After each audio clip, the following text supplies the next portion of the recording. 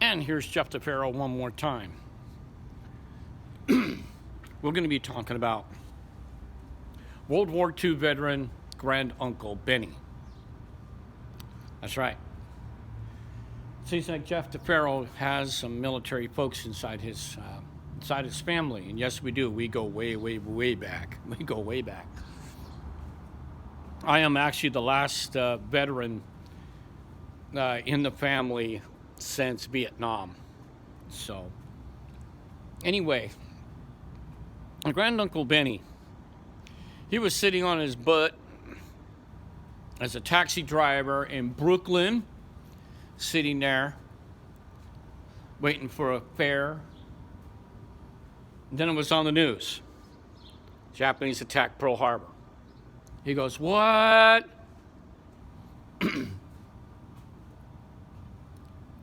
So when he goes home, he's going to tell my grandfather and my grandma and the 4 other brothers he had. He says, "I'm going to go down, I'm going to join, and I'm going to go kill those Japanese sons of bitches." So all the other brothers went, hell yeah. They want to get a piece of them too. So 3 of them joined up, including my Uncle Benny. They all went into different pieces of service. Uncle Benny joined the Army. He makes it through his physical and all the other stuff, his background. Goes off and goes trains. Then after he did his initial training, he was an infantryman. He wanted infantry. He worked in mortars, the little poof, those little tiny mortars, those little, not the 88s, the 81s or the 4 deuces. We're talking about the little, almost what you call knee mortars, but they're not.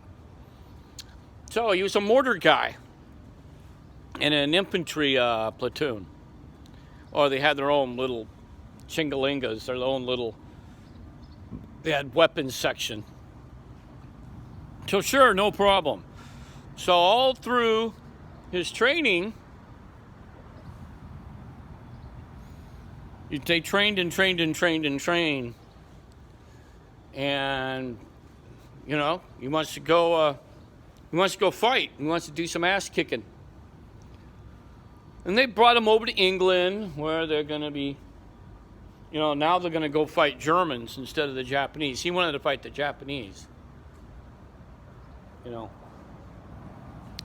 But because of delays, they put him over in North Africa, infantry, of course, to fight with the tankers, American tankers over there that was fighting the Germans. And he got to see a little bit of action, but not a lot. Got to see a little bit.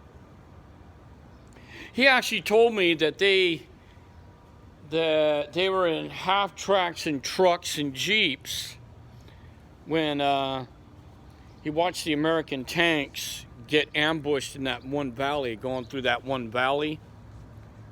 And then the Germans opened fire with anti-tank guns, so he saw a lot of that. He said he saw a lot of American tanks get their ass kicked. So, after that, all that happened, he stayed in Africa for roughly about, what did he say, about 7-8 months? He was lightly wounded once. So they gave him a Purple Heart for it or something like that. Then he went back. The unit apparently rotated off the line or something like that. And then the call came out. He says that he heard some scuttlebutt, which they called it back then, the scuttlebutt, that they're looking for volunteers for the airborne. So he says, you know what, I'm going to do that. That sounds kind of cool. The extra money a month. What was it, $50 a month? Somebody can probably quote me on that or correct me on it. And he said, shit, I'll go do that. I'll be a parachutist or whatever they want to call it at that time. So he's like, shit, I'll go for it. So they took him, and as well as like 10 other volunteers out of his company that wanted to do it. And they shipped him back. And they shipped him all the way back home to America. And, go through jump school. So he was amongst a group of people that went through airborne training. Okay, well, I'm not saying Band of Brothers. Don't even freaking start on me, folks, okay? Don't do that Band of Brothers 101st Airborne horse shit, okay? All he did is go through jump school, and he made it through jump school. And I believe he went through the same jump school. I think he went to Benning to go do his jump training. Then they were going to stick him in the 82nd Airborne after he qualified. After he got his 5 jumps, they were going to put him in the 82nd Airborne. So he's like, yeah, okay, whatever. So they put him in the 80 Deuce, and they went back overseas, and they did that combat jump into what, Italy or Anzio or something like that. I don't know. He told me a little bit about it. He says he came out of the bird, he jumped. They went on the ground, and the 82nd Airborne guys, the surviving guys, went on to go fight through the campaign. He was wounded a second time. Took a bullet through the calf muscle, which went all the way through. It didn't break any bones.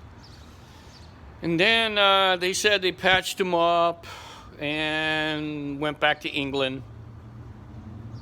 And then the call came for Army Rangers. He volunteered. He heard down the line they wanted volunteers for another special kind of group that was already, you have to already be airborne trained or something, or qualified. So he says, hell yeah, I'll go do that. So after he healed up, it took him about a month or two, he heals back up.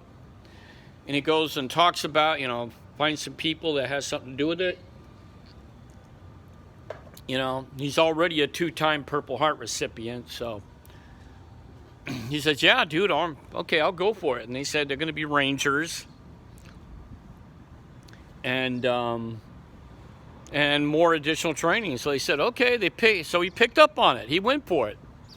And I guess he qualified or whatever, because, they said Uncle Benny was a tough son of a bitch. And he went through all the training. This is what he told me. He went through all the training. Climbing up cliffs, doing a lot of skiing, rappelling, different kinds of weapons, knew the German language, so he knew a lot of that stuff, hand-to-hand fighting, knife fighting. They did everything from how to build boats and river crossing stuff, all sorts of good shit, is what he told me. It's all sorts of good stuff. And they trained and trained and trained, and they were, eventually they found out that they were training for a really, really big, important mission. And nobody knew, but they trained for it. Had a lot to do with a lot of climbing.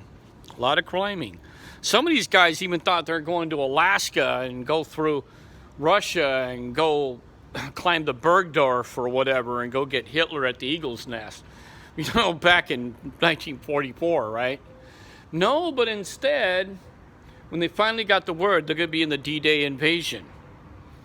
So instead of jumping in by parachute, they're going to be going in by boat. So my granduncle Benny went, oh man, this is going to be crazy.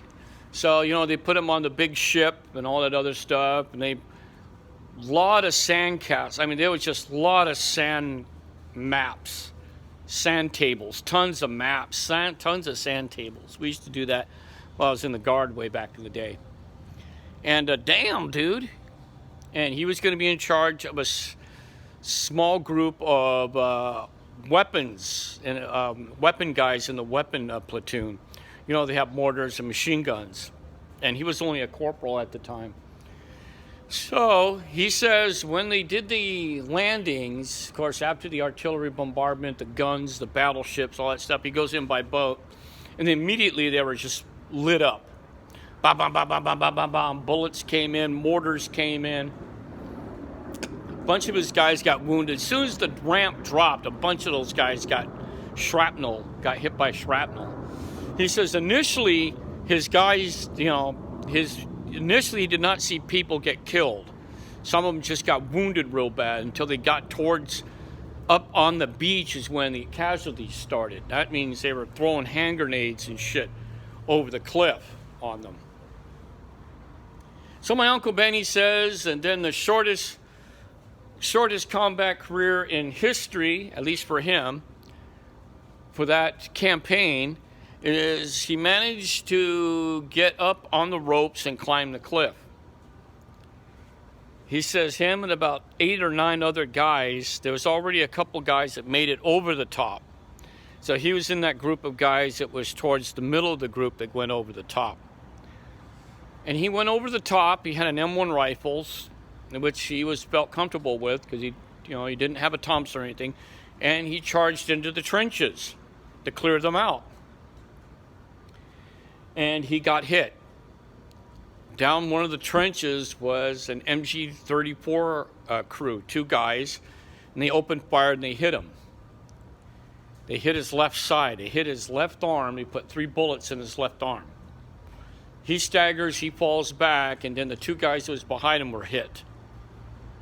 So because they cannot deflate the gun anymore, they couldn't depress the gun, it was on a tripod, they were taking the gun off the tripod but they could shoot the wounded Americans. So my granduncle Benny took out his .45 and fired all his shots at them and hit both of them. And wounded both of the Germans really badly. And then, of course, he got up slowly, and this is the end of video number 1 because I'm running out of juice. So we'll go on to video 2.